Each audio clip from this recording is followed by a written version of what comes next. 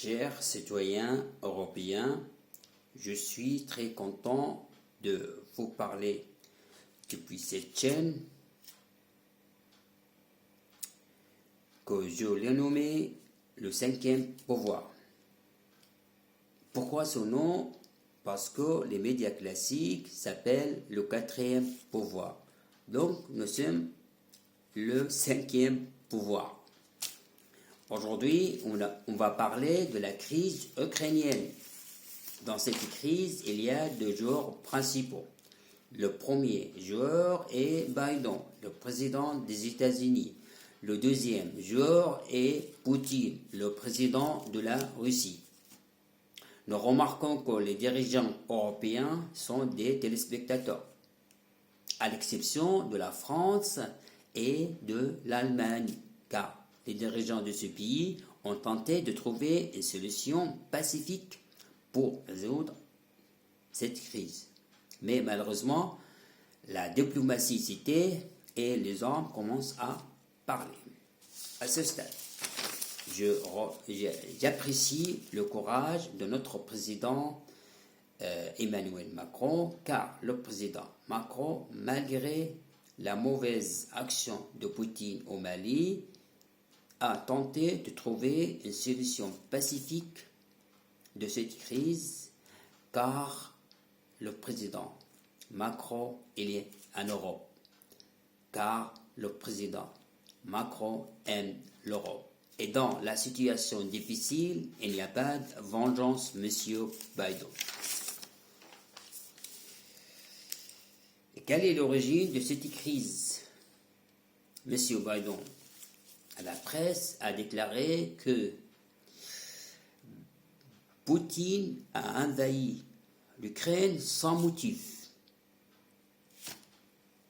Alors, monsieur Biden, vous moquez de nous?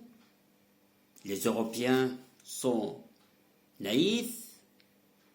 Il faut croire les États-Unis parce que les États-Unis est une grande puissance, parce que les États-Unis est la première puissance mondiale, ou bien il faut chercher la réalité. Il faut chercher la réalité. On verra après si vous avez raison ou vous avez tort. Je vous rappelle d'abord que les États-Unis ont fait entrer à l'OTAN plusieurs pays de l'Europe de l'Est, comme la Roumanie, la Bulgarie, la Hongrie et la Pologne.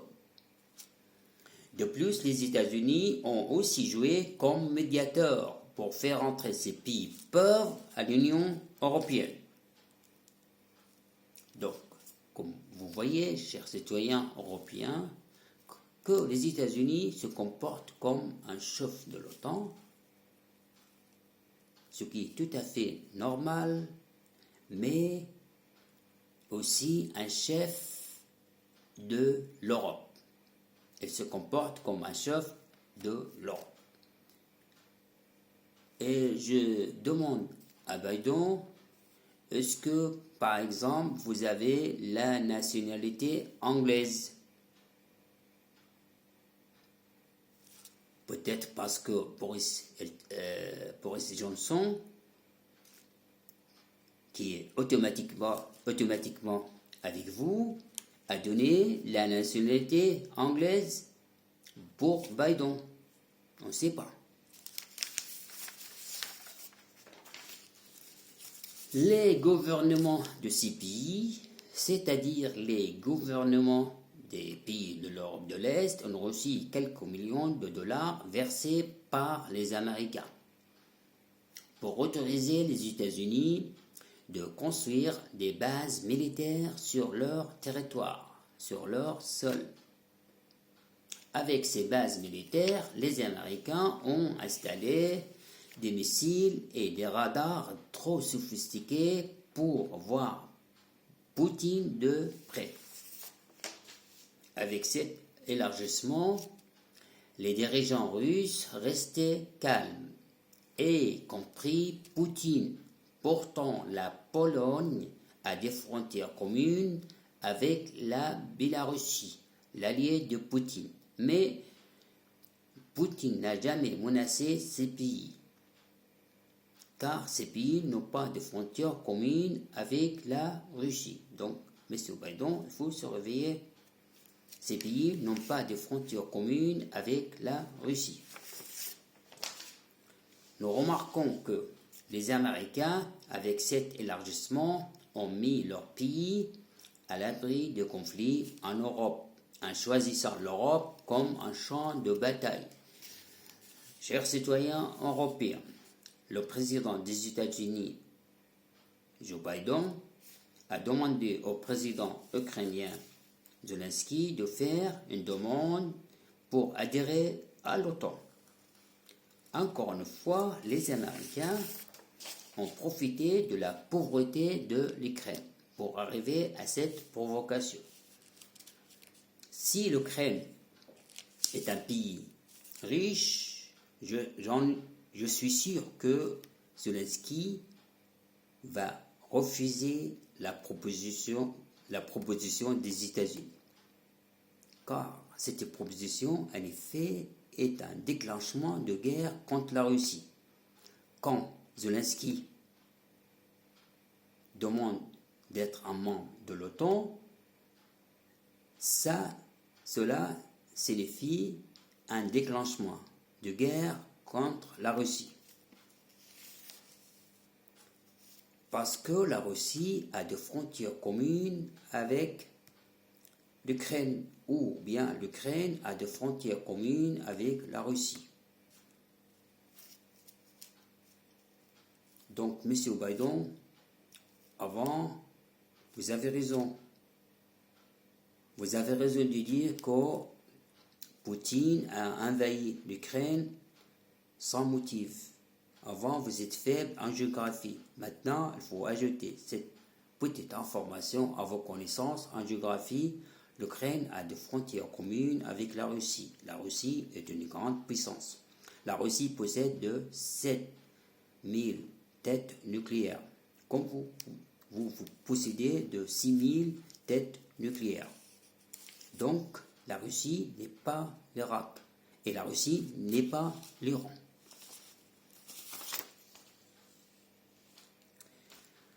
Je vous signale, chers citoyens européens, que même l'ancien président de la Russie, Boris Yeltsin, il est toujours ivre. Yeltsin est pro-américain. Alors, l'ivre Yeltsin n'accepte pas que les États-Unis installent des missiles et des radars trop sophistiqués sur le sol ukrainien. Donc, Poutine n'est pas d'accord à ce nouveau élargissement. Le but de Biden est de pousser Poutine d'envahir l'Ukraine pour impliquer l'armée russe dans une guerre à l'usure pour affaiblir cette armée, bien sûr. D'autre part, après cette invasion, les États-Unis ne trouvent pas aucune difficulté pour convaincre les dirigeants européens d'imposer une sanction lourde contre la Russie. Nous savons maintenant que les Européens ont déjà commencé d'imposer une sanction lourde contre la Russie. Donc, M. Biden, bravo, votre plan marche bien. Donc, le pauvre Poutine a été tombé dans le piège.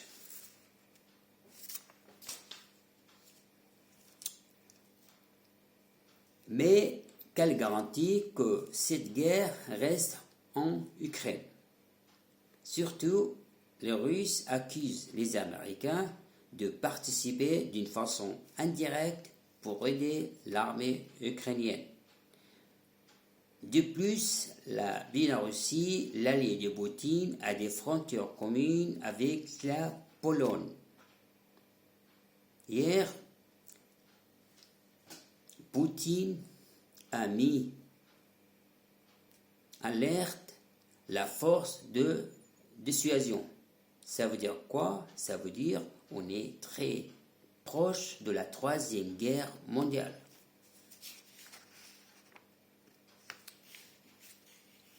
Pourquoi Biden a impliqué la Russie dans cette guerre? Chers citoyens européens, il y a deux raisons. La première, Biden veut prendre sa revanche de Poutine, son rival. Car Poutine a été accusé par le Parti démocrate américain de son ingérence dans l'élection présidentielle américaine. Lorsque Hillary Clinton et Donald Trump sont des candidats pour cette élection présidentielle. Et on sait que le gagnant a été Donald Trump. Donc, Hillary Clinton est très contente de voir Poutine dans le piège. La deuxième raison, l'ancien ministre des Affaires étrangères américain Henry Kissinger a conseillé Biden d'impliquer la Russie ou la Chine dans des actions entraînera d'imposer une sanction économique lourde contre la Chine ou contre la Russie. Or, on sait que les États-Unis ont essayé d'impliquer la Chine d'envahir la Taïwan. Mais ce plan a échoué. Donc le choix est tombé sur la Russie. Je vous signale, chers citoyens européens, que la prochaine victime sera la Chine. La prochaine victime sera la Chine. Vous voyez, chers citoyens européens, que cette guerre, en effet, est un règlement de compte entre Biden et Poutine sur le sol européen. D'autre part, on voit que le pauvre Zelensky est dans une situation difficile car la Russie détruit les infrastructures ukrainiennes et Biden suit les événements à la télé sans intervenir en mangeant du pop-corn. Peut-être. Zelensky est très déçu de l'attitude des Américains. Et le malheureux Zelensky appelle les États de l'Europe de l'Est pour lui donner un coup de main. Donc, comme vous remarquez que Zelensky n'a pas appelé Biden, car il est déçu de la réaction de Biden. Dans cette circonstance, je dirige vers Biden et je lui pose la question suivante. Monsieur Biden, pourquoi vous n'avez pas demandé à Zelensky de retirer sa demande concernant son adhésion à l'OTAN? Vous allez peut-être dire que l'Ukraine est un pays souverain. On est d'accord? Je vous rappelle, Monsieur Biden, quand l'Union soviétique a installé brusquement des missiles nucléaires au Cuba, le président John Kennedy a menacé l'Union soviétique de détruire les missiles nucléaires. Donc, les communistes sont obligés de retirer ces missiles nucléaires du Cuba. Et la guerre est évitée de justice.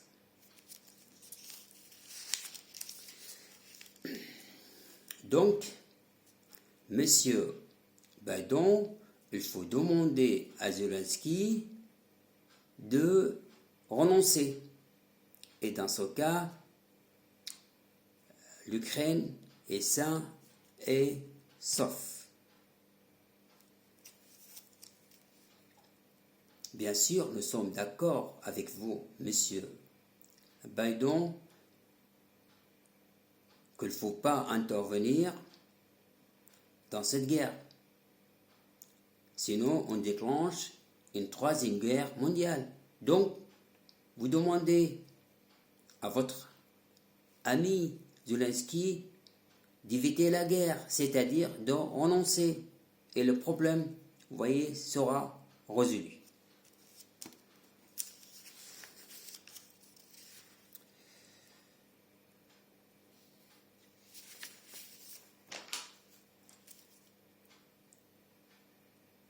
Il faut comprendre, faire comprendre le malheureux Zelensky qu'il faut renoncer à cette adhésion. Je vous pose une deuxième question, Monsieur le Président Biden. Nous savons maintenant qu'il y a beaucoup de réfugiés ukrainiens en Pologne. Alors, la facture sera payée par qui? Par vous ou par les dirigeants européens pour loger et nourrir ces réfugiés? Moi, je suis sûr que cette facture sera payée par les dirigeants européens.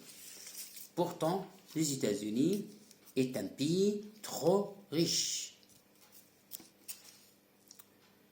Chers citoyens européens, le président Biden a invité le prince de Qatar à la Maison Blanche le mois de février. Il a proposé au prince Tamim de Qatar d'exporter le gaz vers l'Europe pour remplacer le gaz russe. Donc, vous voyez, Biden, il aime beaucoup l'Europe. Il veut remplacer le gaz russe par le gaz qatarien. Il aime beaucoup l'Europe. Mais Biden ne sait pas que la facture sera très lourde pour les citoyens européens, car le gaz qatarien, ça coûte trop cher parce qu'il est très loin.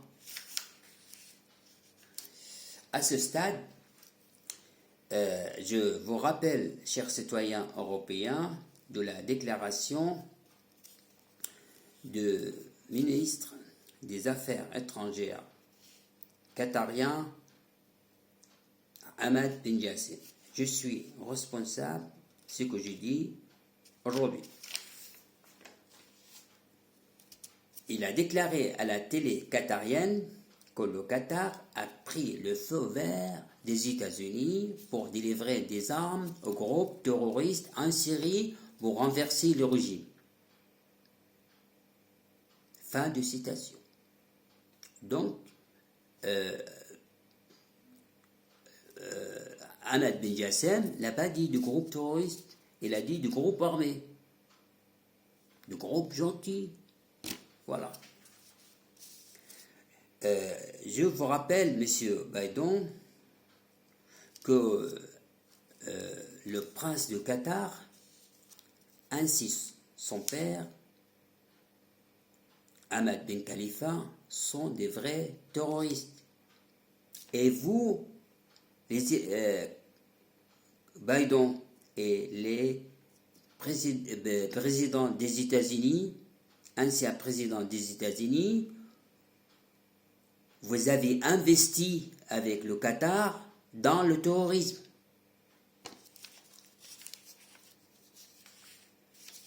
Je vous rappelle, chers citoyens européens, que le Qatar finance les groupes terroristes en Syrie. Il donne l'argent, il donne des sous. De plus, le Qatar, il a acheté des armes de l'Europe de l'Est, parce qu'elles sont pauvres. Ces armes passent par la Turquie pour délivrer aux groupes terroristes en Syrie. Donc, je suis responsable de ce que je dis aujourd'hui. Les armes achetées par Qatar passent par la Turquie.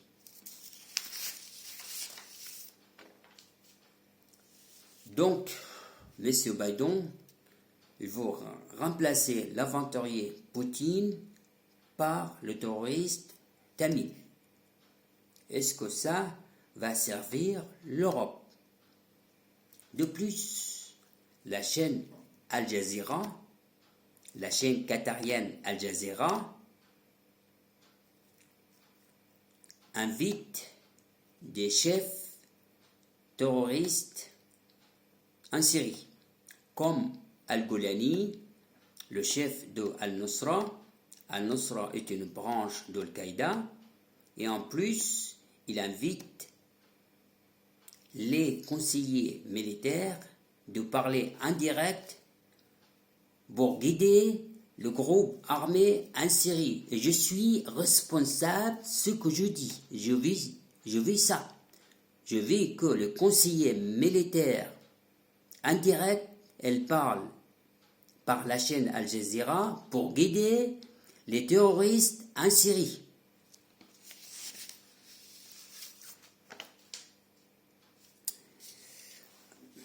Concernant la sanction économique contre la Russie, je pense que cette sanction va servir les États-Unis, car les États-Unis est l'ennemi de la Russie.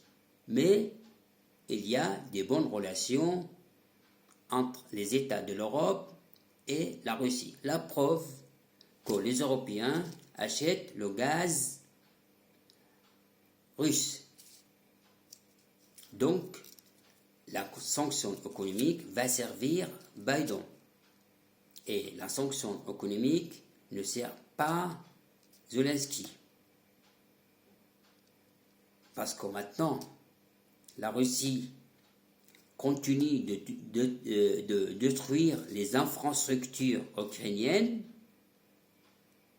Et est-ce que les morts vont revenir à la vie avec cette sanction économique?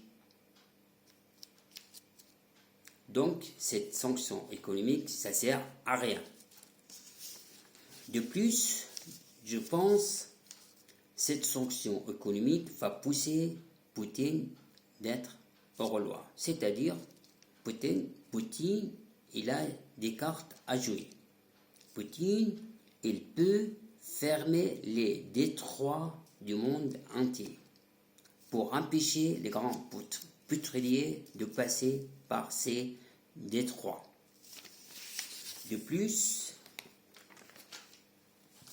Poutine peut déstabiliser des régimes au Proche-Orient qui sont les alliés des États-Unis.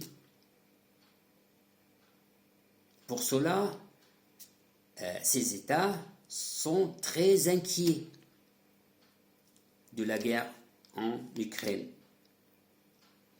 Et Poutine peut empêcher les Américains en Syrie. De plus, Poutine peut délivrer des armes aux États de tiers-monde, des armes très sophistiquées.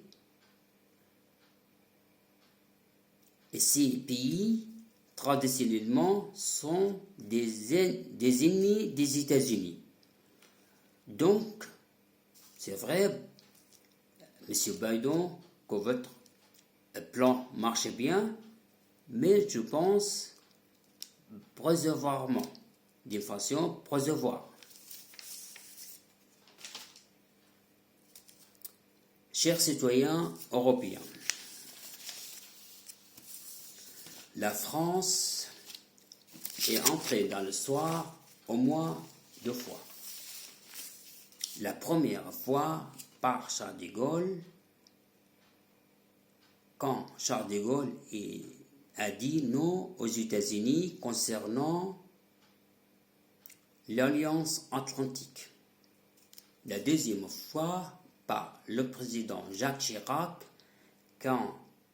lorsque Jacques Chirac a utilisé le veto à l'ONU contre les États-Unis par son ministre des Affaires étrangères, Dominique Villepin, le courageux Dominique Villepin, pour empêcher les États-Unis d'envahir l'Irak sur des mensonges. Parce que la France sait que les États-Unis veulent envahir l'Irak sur des mensonges. Et on sait, malheureusement, il y a à peu près 100 000 morts en Irak sur des mensonges.